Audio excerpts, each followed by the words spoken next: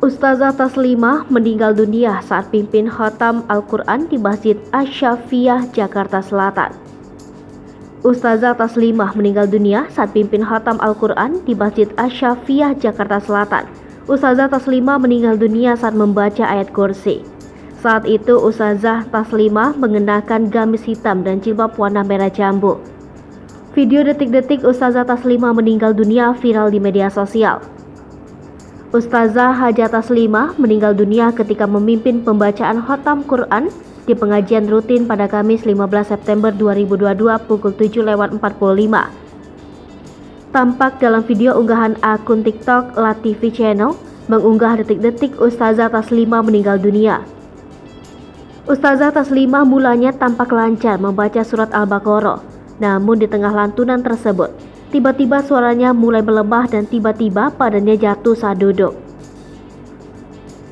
Sontak ibu-ibu yang mengikuti pengajian itu panik dan menghampiri Ustazah Taslimah. Diketahui Ustazah Taslimah merupakan alumni pesantren Asy-Syafiyah. Beliau tinggal di kawasan Jalan Kebagusan Kecil, Lenteng Agung, Pasar Minggu, Jakarta Selatan. Unggahan video meninggalnya Qori tersebut tentunya menjadi kabar duka yang mendalam. Bela sungkawa pun mengalir dari pengguna media sosial atas berpulangnya guru pengajian Masjid Asy-Syafiyah itu.